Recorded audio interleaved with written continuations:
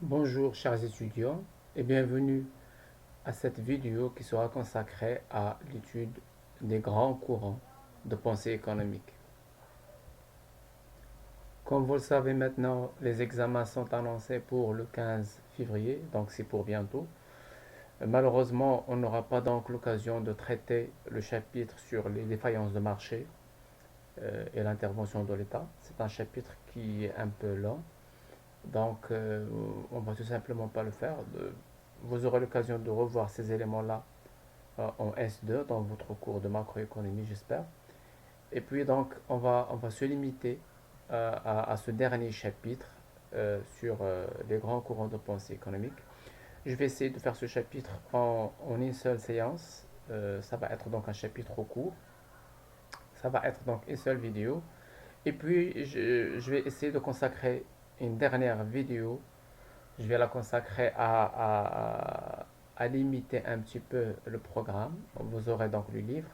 Je vais essayer de limiter euh, les éléments qui vont faire partie de l'examen.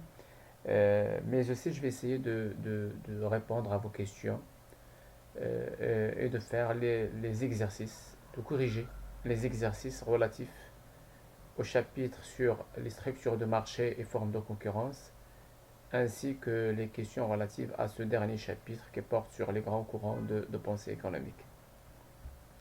Alors cette dernière séance, on va donc la faire, ça va être une séance live et ça va être une sorte de révision générale de ce cours. Donc je vous invite à réviser tout ce qu'on a fait, vous revoir les vidéos, etc. Posez vos questions et on aura donc l'occasion de discuter de tous ces éléments-là. Alors pour ce qui est de ce chapitre relatif aux grands courants de pensée économique, on va essayer de voir un petit peu les grandes lignes de partage entre les différentes écoles économiques. C'est très important pour votre formation d'économiste de comprendre qu'il y a plusieurs pensées, plusieurs écoles, et que ces écoles-là, très souvent, sont complémentaires, et parfois elles sont contradictoires, parce que l'économie est une science sociale, et les regards des économistes ne sont pas toujours les mêmes. On ne regarde pas la réalité économique du même angle. Et donc, c'est normal d'avoir des courants de pensée économique. Mais il faut dire aussi que ces courants-là sont le fruit d'une évolution au cours des siècles. On va le voir. Chaque courant de pensée économique est en quelque sorte le fruit d'une évolution. Et chaque courant est le porte-parole d'une vision du monde qui correspond à un moment de l'histoire. Par exemple, Karl Marx, le marxisme, est né de la souffrance des travailleurs au XVIIIe siècle, au XIXe. Donc, c'est cette souffrance-là qui va pousser Marx à développer sa théorie qui va condamner le capitalisme, etc., qui considère que les travailleurs sont exploités par les capitalistes, etc. Même chose pour un économiste comme Keynes, qu'on aura l'occasion de voir tout à l'heure. Euh, Sans la crise des années 30, on peut très bien imaginer que sans cette crise-là, la pensée de Keynes n'aurait pas pu avoir tout le succès qu'elle a eu à ce moment-là.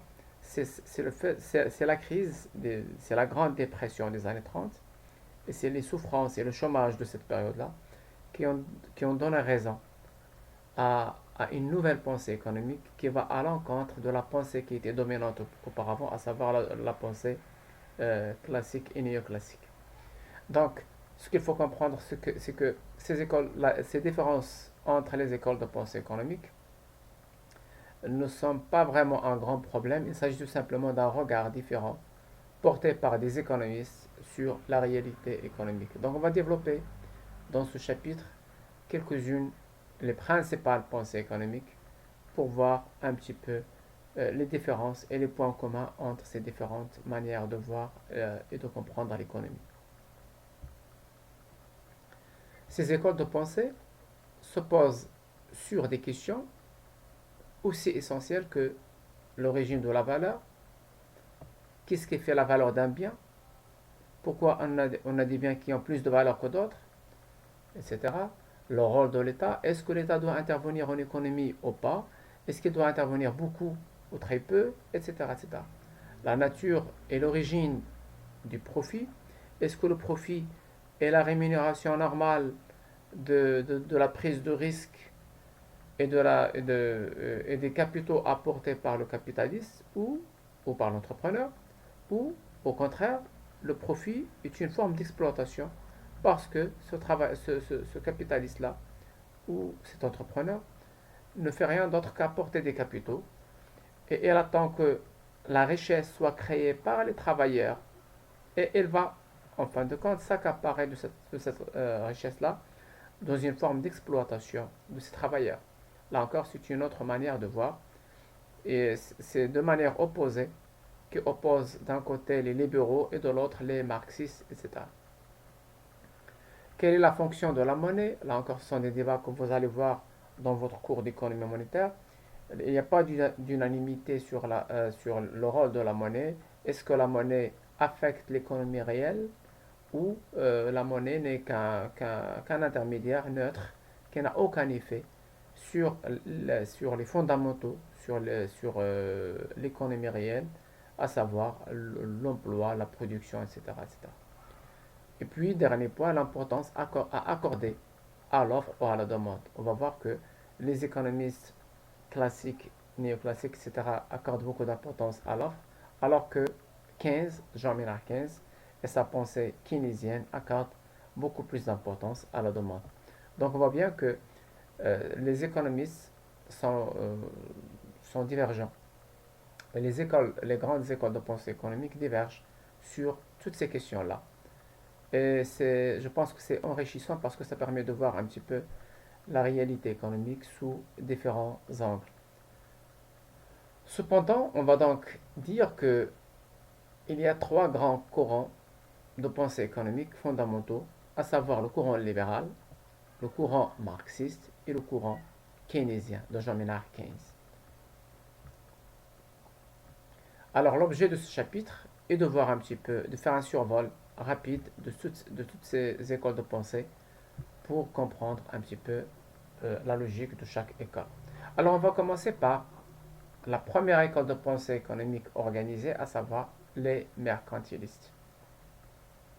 Alors le mercantilisme est un système de pensée économique et politique qui est né au 17e, au 16e et 17e siècle. Cette doctrine mercantiliste s'articule autour de trois points essentiels. Premier point, les mercantilistes ont une notion particulière de la richesse. On va voir comment. Ils adoptent une politique commerciale protectionniste. Ils ne sont pas pour le libéralisme économique. Ils cherchent à se protéger. Ils ne sont pas pour le libre-échange. Ils préfèrent avoir une politique commerciale protectionniste pour protéger l'industrie nationale. Et puis, c'est un courant de pensée qui a une vision interventionniste. Pour eux, l'État doit intervenir dans l'économie pour réglementer les activités et pour protéger l'industrie nationale. On va donc développer ces trois éléments. Premier point donc, les mercantilistes ont une notion particulière de la richesse. Alors pour les mercantilistes, la richesse égale possession de métaux précieux comme l'or et l'argent. Donc ils ont une vision un peu naïve, un peu ancienne si vous voulez, archaïque, de la richesse. Pour eux, la richesse est égale à la quantité d'or et d'argent dont vous disposez. Ok? Alors qu'aujourd'hui, la richesse, elle est évaluée par le niveau de, de, de valeur, le niveau de production réalisé dans une économie, etc. À travers ce qu'on appelle le PIB, le produit intérieur brut. Alors que pour les mercantilistes, la richesse est résumée à la quantité d'or et d'argent dont vous disposez. Selon eux, pour un individu comme pour un pays, pour une nation, le but ultime doit être d'accumuler des encaisses monétaires, d'accumuler le maximum de quantité, le maximum de lingots d'or et d'argent. Donc c'est une vision un peu archaïque. Deuxième caractéristique, les mercantilistes adoptent une politique commerciale protectionniste. Ça veut dire quoi? Ça veut dire que pour eux, chaque pays doit se protéger contre la concurrence étrangère. Ça rejoint un petit peu la première vision, à savoir que la richesse est résumée à la possession de lingots. Alors pour les mercantilistes, la nation est en guerre commerciale permanente avec les autres pays. Dans cette acception, dans cette manière de voir, pour qu'une nation s'enrichisse, il faut que sa balance commerciale soit excédentaire. Je dois exporter. C'est quoi la balance commerciale? C'est la différence entre les exportations et les importations. Avoir une balance commerciale excédentaire signifie que mes exportations doivent dépasser mes importations. Ce qui se traduit par des entrées nettes de métaux précieux. Parce qu'à ce moment-là de l'histoire, les transactions internationales se faisaient en or. Et donc, si j'exporte plus que j'importe, mes entrées en or vont dépasser mes sorties. Et donc, le solde serait, pour moi, des entrées de métaux précieux ou des entrées de lingots d'or. Et donc, la nation, dans ce cas-là, si sa balance commerciale est excédentaire, va recevoir du reste du monde des morceaux d'or, des lingots d'or, sous forme de rémunération des exportations que j'ai faites. Et donc, ces entrées d'or vont renforcer la puissance de la nation. Donc, on voit bien que les deux éléments qu'on vient d'évoquer sont complémentaires. La richesse est résumée au stock d'or dont vous disposez.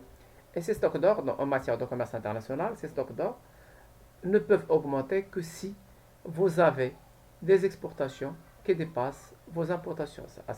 Autrement dit, vous avez tout simplement ce qu'on appelle une balance commerciale excédentaire. Donc on voit très bien que dans cette perception euh, mercantiliste, le commerce international est une guerre, hein, dans laquelle je dois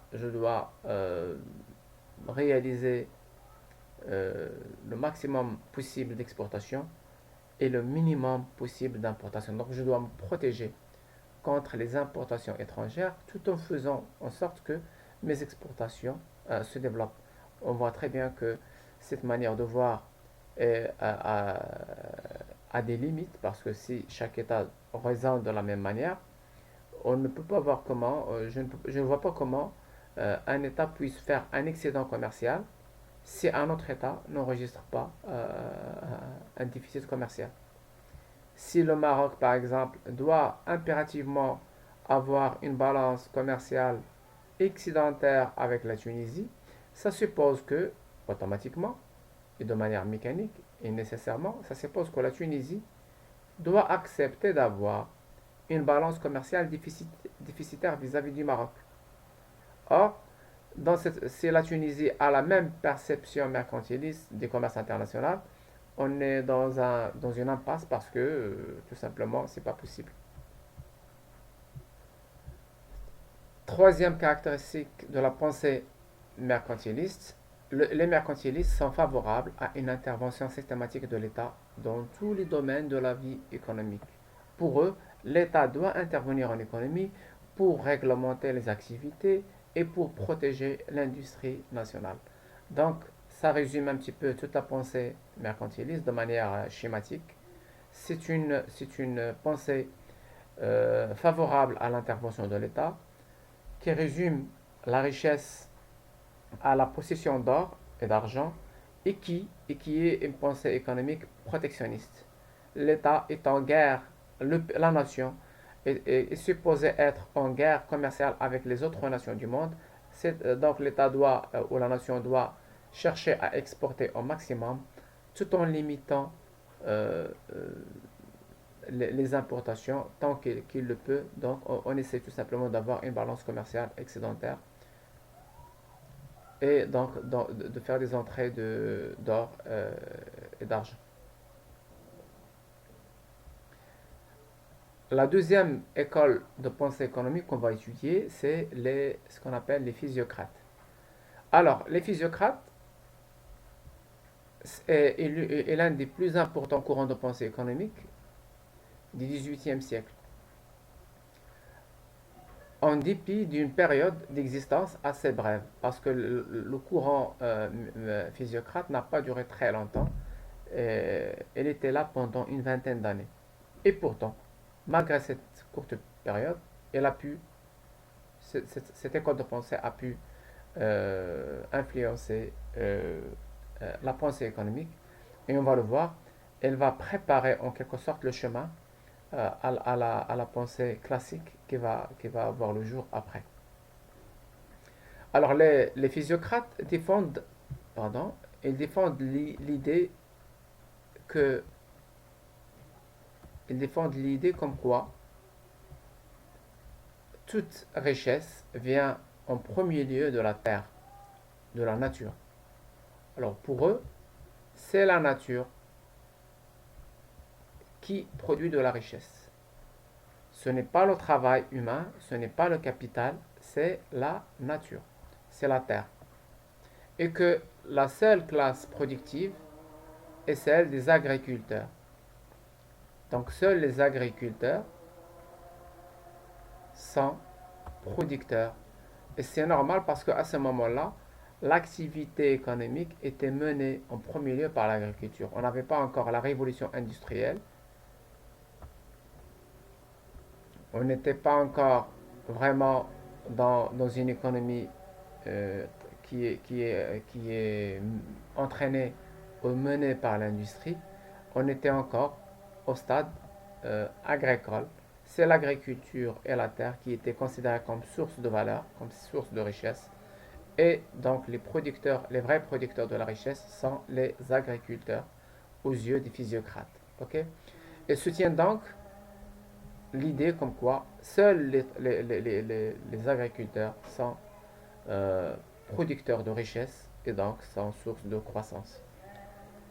Les physiocrates soutiennent aussi qu'il existe des lois naturelles basées sur la liberté et la propriété privée. Pour eux, l'homme est né libre et doit le rester. Et on doit respecter la propriété privée qui est une manifestation de la liberté.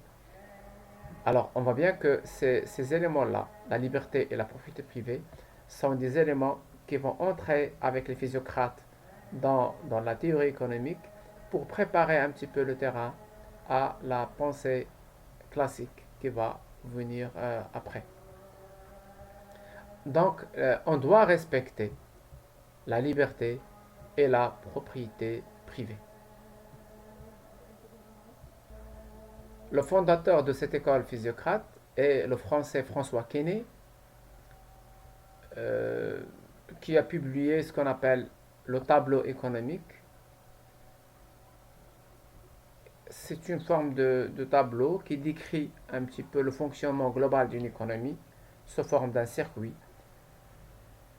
Un circuit très célèbre qui va être très connu en économie sous l'appellation du tableau économique de François Quesnay. Et c'était en fait une première tentative d'une représentation macroéconomique simplifiée de la production et de la circulation des richesses.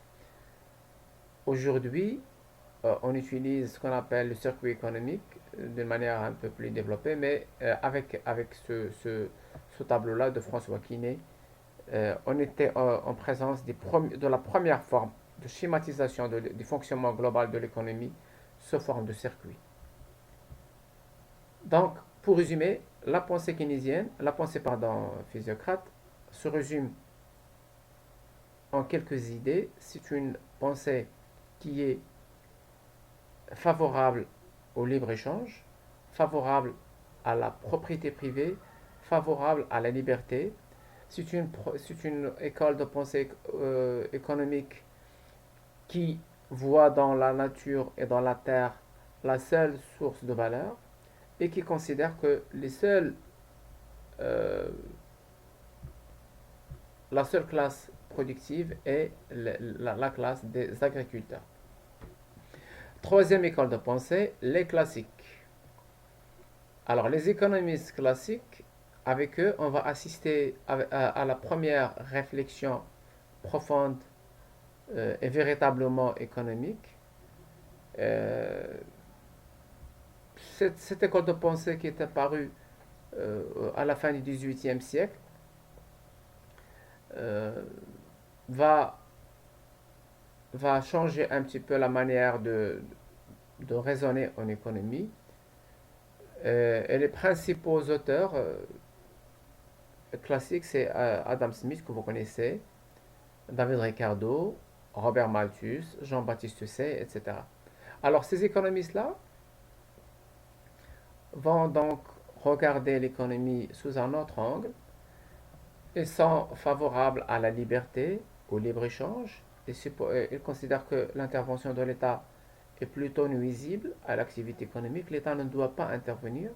L'État doit se limiter à ce qu'on appelle les fonctions régaliennes, à savoir assurer la justice, faire respecter la propriété privée, assurer la police, la justice, l'armée, etc., etc. Et laisser toute l'activité économique entre les mains des agents économiques privés. Alors, les économistes classiques sont contemporains de la première révolution industrielle qu'avait connue l'Angleterre. Alors, ils étaient donc contemporains de cette révolution. Ils ont assisté à l'émergence de l'économie, du capitalisme industriel. Et là, l'agriculture commence à perdre sa place de moteur principal de l'activité économique au profit de l'industrie. Donc, à ce moment-là, ces économistes vont changer un petit peu de regard et ne vont plus considérer comme les physiocrates que la Terre est la seule source de valeur. On a aujourd'hui, avec les classiques, on a une autre manière de voir l'économie et en l'espèce, en matière de valeur, ils vont considérer que c'est le travail humain qui est créateur de richesse et de valeur. Alors, les principales idées des économistes classiques. Les économistes classiques ont développé une théorie, comme je viens de le dire, fondée sur le libéralisme, le laisser aller, laisser passer, laisser faire. On doit laisser les gens travailler librement, on doit respecter la propriété privée, on doit encourager tout le monde à travailler parce que c'est le seul moyen de créer de la richesse. Ils sont aussi favorables au libre-échange, c'est-à-dire que les États, les différentes nations doivent s'ouvrir au commerce international parce que le commerce international est bénéfique à toutes les parties. C'est un jeu gagnant-gagnant, win-win game. Contrairement donc aux mercantilistes, rappelez-vous, les mercantilistes, qu'est-ce qu'ils disent? Ils disent que le commerce international est un jeu, est une guerre plutôt, où on doit gagner en exportant plus et en important moins. Là, les économistes classiques vous disent non, ça ne se passe pas comme ça. Vous devrez vous ouvrir au commerce international et vous devrez exporter au reste du monde ce que vous savez faire le plus et importer ce que le reste du monde peut faire mieux que vous. En faisant cela, vous allez gagner et le reste du monde va gagner. On est tous gagnants. Et donc, le commerce international est une bonne chose, contrairement à la perception mercantiliste. Alors, on va résumer les principales idées développées par les classiques et on va commencer par la théorie de la valeur travail. Alors, comme son nom l'indique, pour les classiques, c'est le travail qui est source de valeur, qui est source de richesse. Et la valeur d'un objet se mesure par la quantité de travail qu'il contient. Alors, le problème de la valeur fut l'une des questions les plus controversées au XIXe siècle. Comment est déterminée la valeur d'un bien? Pourquoi, par exemple, un ordinateur va être plus cher qu'un téléphone standard, par exemple? Les classiques vous disent tout simplement parce qu'un ordinateur demande plus de travail qu'un qu'un qu'un téléphone, qu'un smartphone. OK? Et donc, la valeur de chaque bien est égale à la quantité de travail qu'il contient. Alors, les classiques anglais vont développer la théorie de la valeur travail qui stipule que la valeur d'un bien est proportionnelle au travail qu'il incorpore. une table demande plus de travail qu'une chaise, donc le prix d'une table, naturellement, doit être supérieur au prix d'une chaise. Donc pour eux, la valeur, le prix, si vous voulez, de chaque produit se justifie par la quantité de travail que ce produit-là demande. Les produits qui demandent beaucoup de travail vont avoir une valeur supérieure aux produits qui demandent moins de travail. Et donc, les prix de ces produits-là vont être supérieurs au prix des produits qui demandent moins de travail. Donc ça, c'est la théorie de la valeur travail. Deuxième élément, deuxième idée principale développée par les classiques, le libéralisme. On l'a évoqué tout à l'heure. Pour les classiques, ils considèrent que le libéralisme économique est l'état idéal et naturellement favorable à la création des richesses et à la prospérité. Donc, sur ce point-là, les classiques ressemblent en quelque sorte, ils adoptent en quelque sorte les idées des physiocrates. Comme les physiocrates, les classiques sont favorables au libéralisme et à la liberté d'agir, à la liberté d'entreprendre que doivent avoir les agents économiques et que l'État doit protéger. Pour eux, l'État doit intervenir aussi peu que possible. L'État ne doit pas intervenir de manière large en économie, il doit se contenter de remplir les fonctions régaliennes, à savoir la police, la justice, l'armée et la diplomatie, etc. Et laisser l'économie à l'initiative privée. L'État doit donc se limiter à assurer la police pour protéger la propriété privée, pour assurer la justice, là encore pour protéger la propriété privée, l'armée pour défendre la nation et la propriété privée, etc. Tout le reste, toute l'activité économique, l'État ne doit pas se mêler à la production, ne doit pas se mêler à l'activité économique. La meilleure chose que l'État puisse faire en économie, c'est de ne rien faire et de laisser l'économie à l'initiative des entreprises et des agents privés. Troisième idée clé du libéralisme, des classiques, pardon, c'est la liberté des individus. Là encore, ça rejoint ce qu'on vient de dire. La- on doit respecter la liberté d'entreprendre. Si vous voulez faire votre entreprise, personne ne devrait vous empêcher de le faire. Si vous voulez mener une action, personne ne devrait vous empêcher. L'État, surtout, ne doit pas intervenir pour empêcher la liberté d'entreprendre, la liberté de contracter, la liberté de travailler, etc. etc. Alors, ces idées-là, on va le voir, vont à l'opposé exact des idées de Marx qu'on va développer tout à l'heure.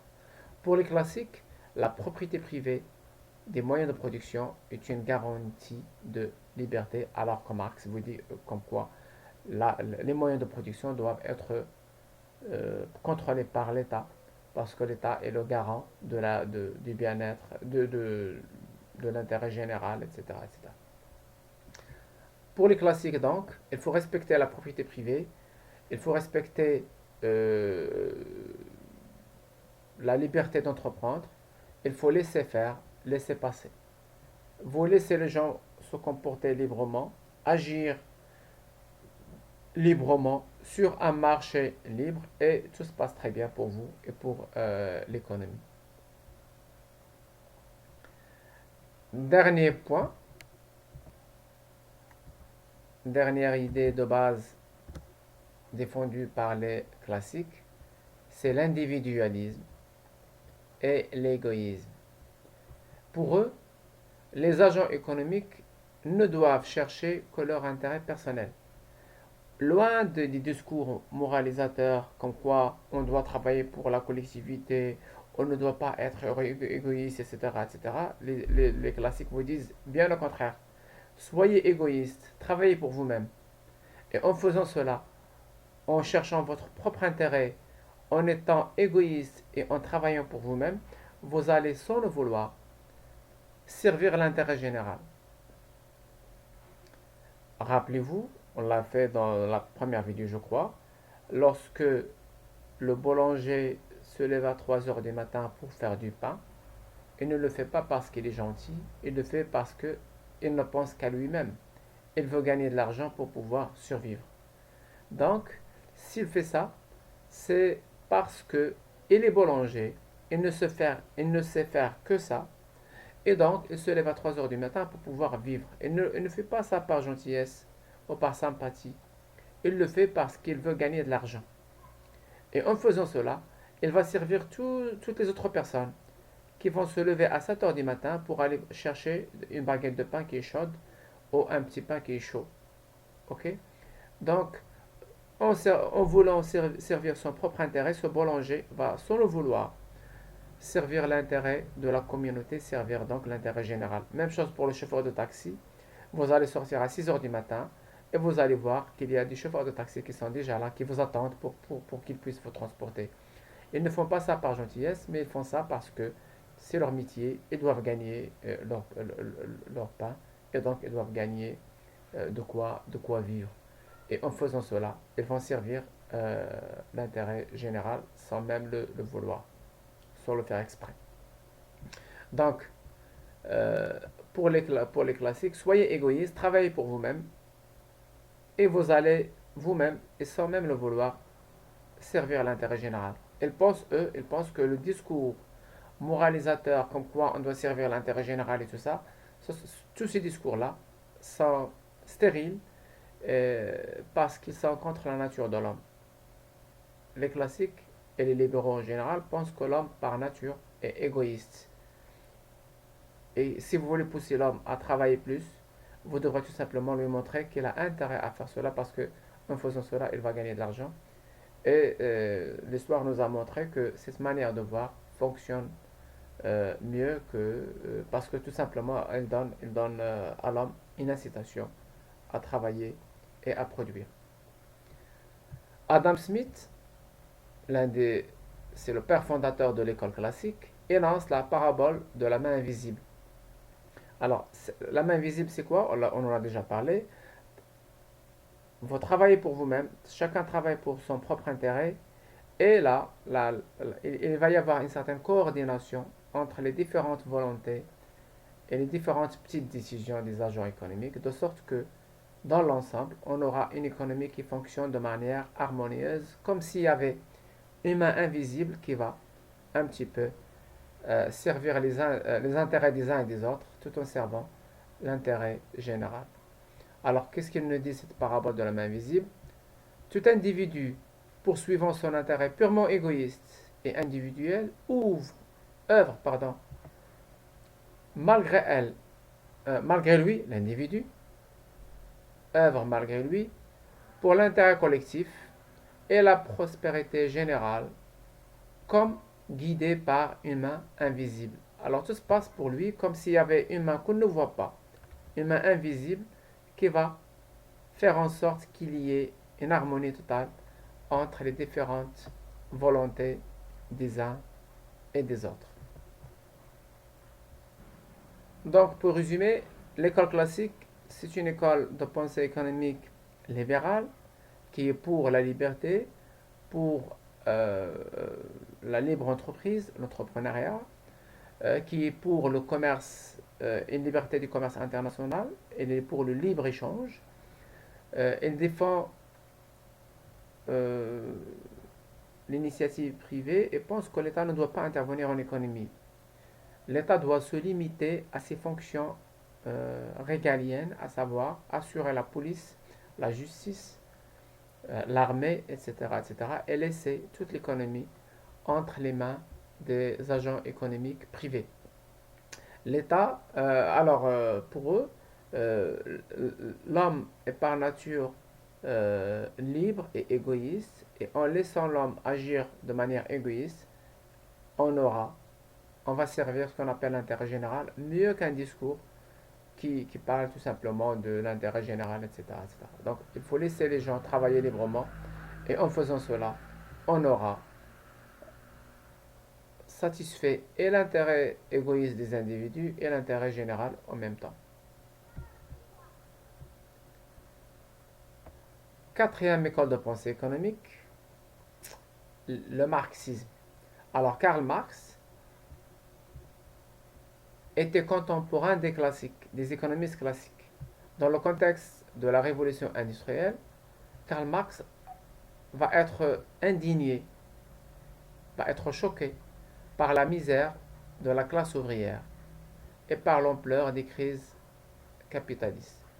Alors, comme on l'a dit, Karl Marx, l'économiste, le philosophe et l'historien allemand, va être donc choqué par la misère de la classe capitaliste. Ça va développer chez lui euh, une manière de voir qui consiste à dire que ces travailleurs-là sont exploités par les entrepreneurs. Ils sont exploités par la classe des entrepreneurs, la classe des propriétaires des moyens de production ou la classe bourgeoise, comme ils les appellent.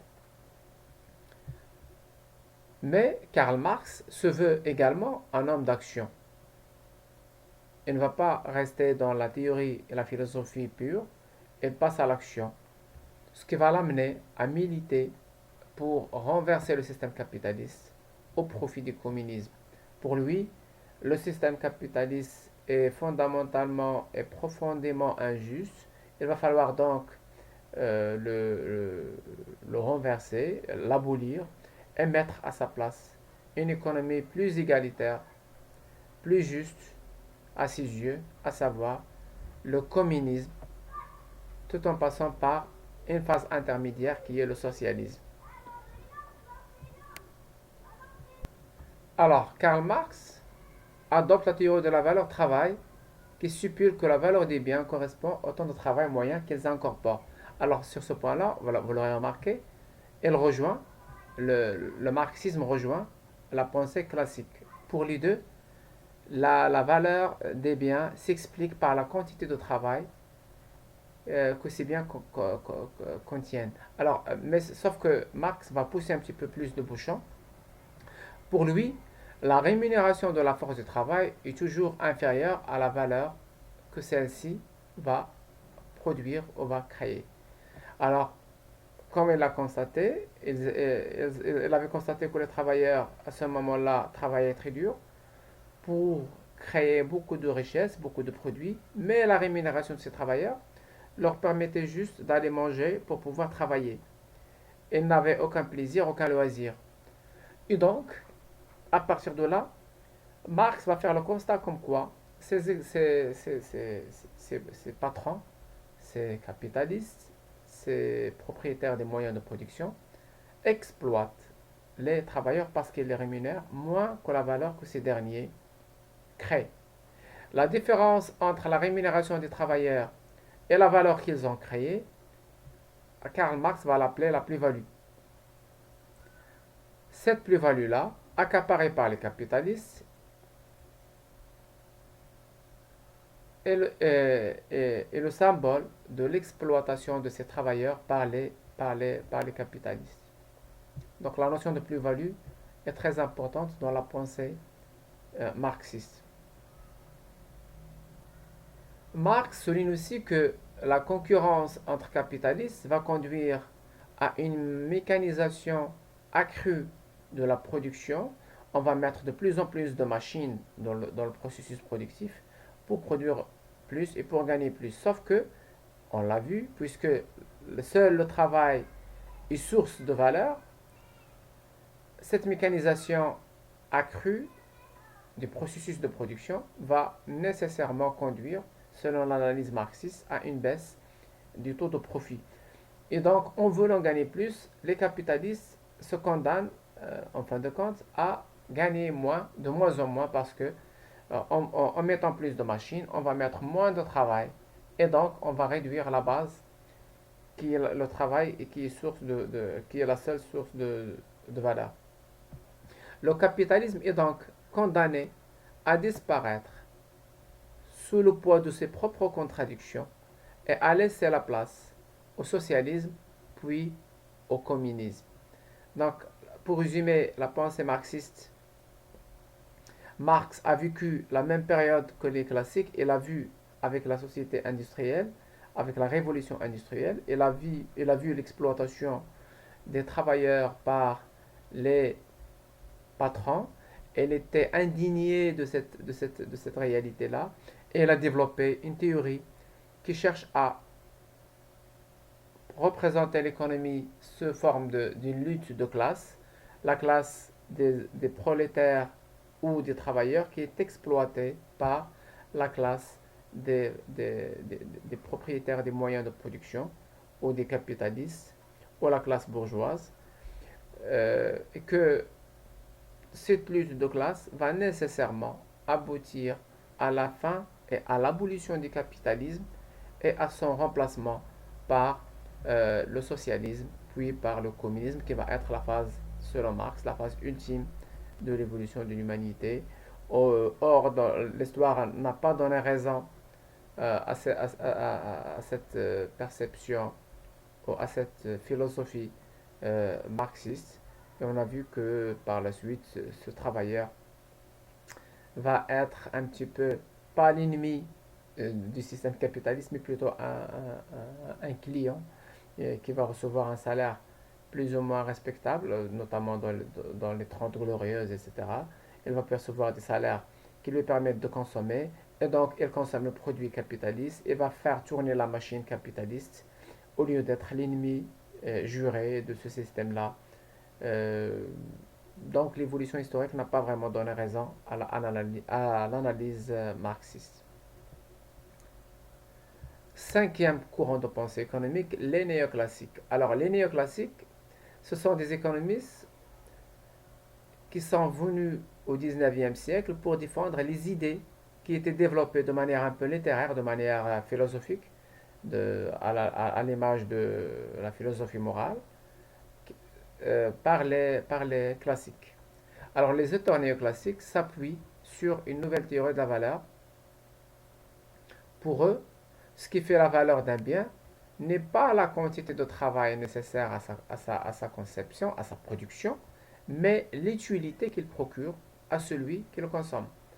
Alors, ça, c'est la seule différence majeure entre les classiques et les néoclassiques. Les classiques, en gros, parce qu'il y a des divergences là aussi, même au niveau des classiques, mais en gros, on va dire que les classiques avaient adopté la théorie de la valeur travail. Là, les néoclassiques adoptent plutôt la théorie de la valeur utilité. Pour eux, la valeur d'un bien ne s'explique pas par la quantité de travail qu'il contient, mais par l'utilité qu'il présente aux yeux de celui qui va l'utiliser. Et là, je pense qu'ils ont raison parce que je peux mettre beaucoup de travail pour produire un objet qui ne sert à rien. Et ce produit-là, cet objet-là, ne sera pas demandé, tout simplement, parce qu'il n'a aucune utilité. On peut penser par exemple à des laboratoires qui mettent beaucoup de capitaux et énormément de travail, de recherche développé par les scientifiques et les ingénieurs pour mettre au point un médicament. On peut passer 5 ans à travailler sur un médicament et après, on se rend compte que le médicament qu'on a développé n'est pas très efficace contre la maladie et donc, il ne sert à rien. Et ce n'est pas parce qu'on a dépensé 5 ans à le faire qu'on va le vendre quand même sur le marché pour une valeur très élevée parce que ça nous a demandé, je ne sais pas moi, 30 000 heures de travail. Ça n'a aucun sens. Alors, les néoclassiques, pardon, vous disent que la valeur d'un bien ne s'explique pas par la quantité de travail qu'il contient, comme ça a été développé, comme ça a été défendu par les classiques et les marxistes, mais plutôt par l'utilité que ce bien représente, à savoir, est-ce que ce bien sert à quelque chose ou pas. Ok. Alors, les principaux auteurs néoclassiques, on a Léon Walras, Pareto, Alfred Marshall, Piaget, etc., etc. Alors, l'approche néoclassique utilise le raisonnement à partir d'un individu représentatif, rationnel, cherchant à maximiser sa satisfaction. C'est un agent très calculateur et ça nous rappelle ce qu'on avait déjà vu, à savoir le personnage développé par les néoclassiques, c'est l'Homo economicus. Alors pour eux, tous les agents économiques sont rationnels et égoïstes. Et là, ils rejoignent un petit peu la pensée classique, hein. Et là, mais il pousse un petit peu le bouchon pour dire que euh, l'homme normal, l'homme rationnel, est un homme qui se comporte comme un homo economicus, comme un supercalculateur rationnel qui prend les bonnes décisions qui servent ses propres intérêts. Alors, les néoclassiques, sur ce point, vont défendre l'idée comme quoi l'homme est rationnel et calculateur et égoïste. Sauf que les néoclassiques vont pousser un petit peu les choses pour dire que, émettre l'hypothèse comme quoi les agents peuvent même faire recours à des calculs d'optimisation pour prendre la bonne décision. Alors euh, c'est une manière théorique de représenter cette réalité et cette notion de, de rationalité des agents. Toujours dans le même cadre, les néoclassiques introduisent de nouveaux outils, à savoir le raisonnement à la marge. On a déjà parlé de ça.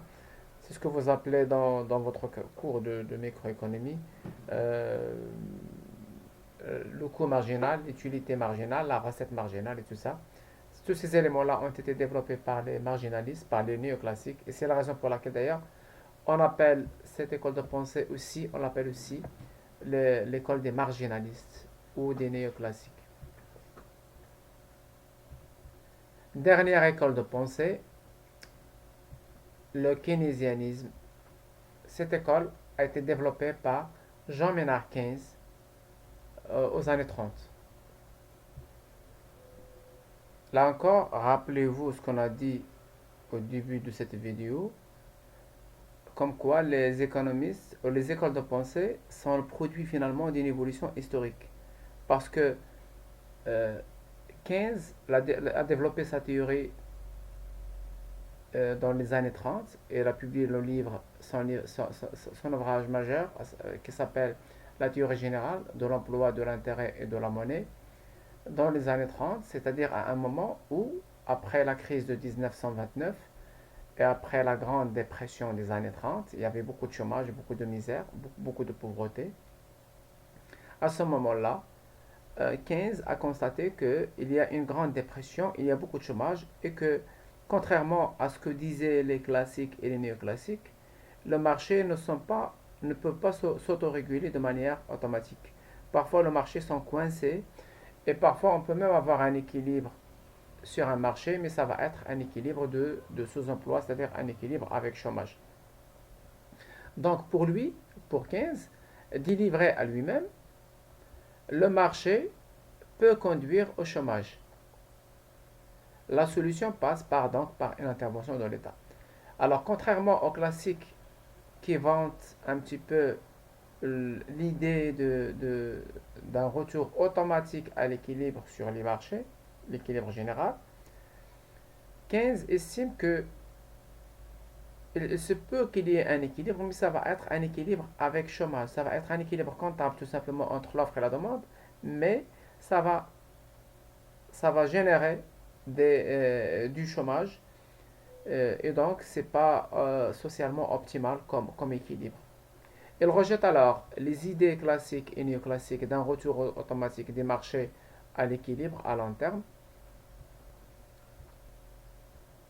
Pour lui,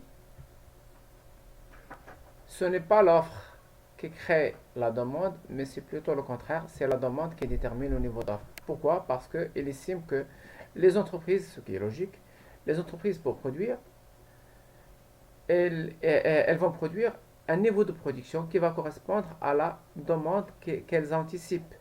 Si j'anticipe une demande de 500, je vais produire 500. Je ne vais pas produire 15 000. OK? Donc, la décision de produire que vont prendre les entreprises, elle va être motivée par la demande à laquelle elles s'attendent. Son raisonnement est donc le suivant. Le niveau de l'emploi dépend du niveau de la production et ce niveau de production où les entrepreneurs vont fixer un niveau de production ou d'activité en fonction de la demande qu'ils anticipent. Donc, le niveau de l'emploi dépend du niveau de la production, laquelle production dépend elle aussi de quoi? Elle dépend de la demande anticipée par les entreprises. Or, le niveau de la demande effective ou la demande anticipée par les entreprises, si vous voulez, peut être insuffisant pour donner un emploi à tout le monde. Et donc, on va avoir un équilibre entre la demande qui sera exprimée et l'offre qui sera faite par les entreprises, mais ça va être un équilibre qui ne donne pas un emploi à tout le monde, ça va être donc un équilibre de sous-emploi, un équilibre avec chômage. La production s'ajustant donc à la demande, il y aura bel et bien un équilibre, mais ce sera un équilibre de sous-emploi, c'est-à-dire un équilibre avec un chômage de masse. Dans ce cas, pour atteindre le plein emploi, des mesures doivent être prises pour accroître la demande. Et c'est ça, c'est l'idée principale de Keynes. Comme quoi, les marchés, si on les laisse fonctionner de manière libre, totale, ils ne peuvent pas générer un niveau d'activité suffisant pour absorber le chômage. L'État doit donc intervenir pour augmenter le niveau de la demande et donc pour pousser les entreprises à produire pour satisfaire cette demande. Et lorsque ces entreprises-là vont chercher à produire, elles vont nécessairement embaucher des gens et donc réduire le chômage. Vous allez voir ça dans votre cours de macroéconomie. Vous allez voir que pour 15, si l'État intervient pour stimuler la demande, ça va générer un processus qu'on qualifie de multiplicateur keynésien qui va créer beaucoup de richesses et des emplois. Alors, Keynes pense donc que l'État doit se substituer aux entreprises en investissant plus. Tout le manque, tout- toute la demande effective qui manque pour stimuler des emplois doit être, cette demande-là doit être générée, créée par l'État à travers les dépenses publiques, à travers l'investissement public, etc., etc. En ce faisant, l'État va distribuer des pouvoirs d'achat et participer à la relance de la machine économique en injectant des fonds dans l'économie, en injectant des investissements, en faisant notamment appel au déficit budgétaire. L'État va stimuler la demande, ce qui est de nature à créer des emplois et à résorber le chômage. C'est la politique de relance keynésienne et ça c'est l'apport principal de la pensée keynésienne. Alors, les idées de Jean-Ménard Keynes ont longtemps inspiré les politiques économiques menées dans les pays développés dans les années 30, dans les 30 glorieuses, dans les années entre l'après Deuxième Guerre mondiale et 1973. Cette période-là, que l'on qualifie dans la littérature économique des 30 glorieuses, a été marquée par une très forte croissance, par une augmentation des salaires, etc., etc. Les travailleurs étaient contents de gagner plus avec des salaires supérieurs. Les entreprises étaient contentes de voir que leur production est vendue sans problème et qu'elles réalisent des profits. Les États étaient contents de voir que leurs recettes fiscales sont élevées parce que l'activité économique est forte, etc., etc. On appelle cette période donc la période des 30 glorieuses. La pensée keynésienne était aussi à l'origine de ce qu'on appelle l'État-providence. Et les États-providence se sont généralisés de manière très large dans beaucoup de pays durant cette période. Ça veut dire que l'État intervient dans l'activité économique pour stimuler la croissance, mais aussi pour prendre en charge les travailleurs au chômage, pour distribuer des retraites, pour distribuer des allocations de chômage, des allocations familiales, etc., etc. L'État social était là, c'est ce qu'on appelle l'État-providence. Ok. Donc, le keynésianisme a inspiré les politiques économiques durant une phase importante de l'histoire du capitalisme, à savoir les 30 glorieuses, Et il a été aussi à l'origine de ce qu'on appelle l'État-providence, l'État social qui prend en charge euh, euh, les travailleurs et les citoyens. Mais à partir de 73, avec le premier puis le deuxième choc pétrolier, on va assister à un ralentissement de l'activité économique, à un ralentissement de la croissance, et le chômage de masse va commencer une nouvelle fois à apparaître. À ce moment-là, on va assister à ce qu'on appelle la crise de l'État-providence et la crise du keynésianisme. Et petit à petit, la pensée keynésienne va être remise en cause. Et on va assister à l'émergence à partir de ce moment-là, à partir de la fin des années 70, on va assister à l'émergence de nouvelles écoles de pensée économique plus libérales et qui appellent à un retour aux concepts et aux principes des classiques et des néoclassiques. On va donc assister à la montée en puissance d'autres écoles de pensée économique modernes, à savoir les monétaristes avec Milton Friedman, la nouvelle économie classique, les économistes de l'offre, etc., etc. Vous aurez l'occasion de voir toutes ces écoles dans votre cours d'histoire de la pensée économique, Inch'Allah. Donc, on a vu que, pour résumer un petit peu la pensée keynésienne, elle a vu le jour à un moment propice, c'est-à-dire à un moment euh, où on avait ce qu'on appelle la Grande Dépression des années 30, marquée par un chômage de masse et par de la pauvreté, etc. C'est,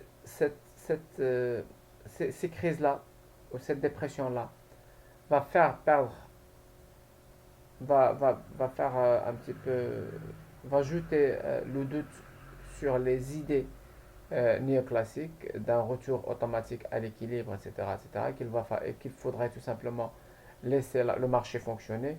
On a laissé le marché fonctionner, ça a donné des catastrophes. Ça explique pourquoi. Les idées de Keynes, qui sont plutôt pour une intervention de l'État en économie, pour Keynes, l'État doit intervenir sans vraiment empêcher le marché de fonctionner. Le marché doit fonctionner librement, mais en cas de... Si le marché atteint ses limites, l'État doit être là pour assurer des politiques de relance et pour résorber le chômage. Donc, dans ces conditions-là, les esprits étaient plus ouverts aux idées keynésiennes. Ces idées donc vont permettre de dépasser les effets de la crise des années 30 et d'entrer dans une phase de croissance sans précédent, à savoir la période des 30 glorieuses. Mais vers la fin des années 70, le modèle keynésien et la pensée keynésienne va entrer en crise avec l'entrée en crise des États-providence et avec le retour d'une croissance faible et d'un chômage de masse. Dans ces conditions-là, là encore, les événements vont conduire à un dépassement de la pensée keynésienne pour laisser la place à d'autres pensées économiques plus libérales, à savoir les monétaristes et les économistes de l'offre et les nouveaux classiques.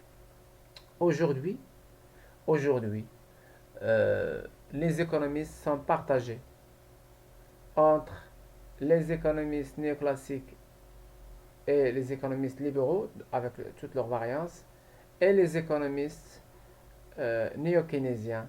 Donc aujourd'hui, on a en gros une école libérale qui domine la pensée économique, constituée de toutes les variantes des économistes libéraux. Et on a en face une école de pensée économique post-keynésienne, d'inspiration keynésienne, et on a à la marge un autre grand courant, mais qui n'a pas le poids des deux premiers, à savoir le courant marxiste. C'est les trois grands courants qui, euh, qui s'accaparent un petit peu à la part du lion, si vous voulez, de la pensée économique moderne. Bien, alors comme ça, ce chapitre prend fin. On a vu un petit peu les grandes écoles de pensée économique. Il faut retenir l'essentiel de chaque école. Pour l'examen, Inch'Allah, ça va être donc un QCM. Vous aurez des petites questions, vous allez répondre. Vous aurez à choisir entre 3 ou 4 réponses. Vous allez choisir la bonne réponse. Pour ce chapitre, il faut juste comprendre un petit peu les principes de base de chaque école pour pouvoir distinguer chaque école de l'autre. Et vous avez sur le livre, vous avez au chapitre 2, à la fin du chapitre 2, vous avez un QCM sur les écoles de pensée économique. Essayez de le faire. La prochaine fois, je vais essayer de faire, Inch'Allah, une séance live. On fera ensemble. Je vais vous annoncer la date.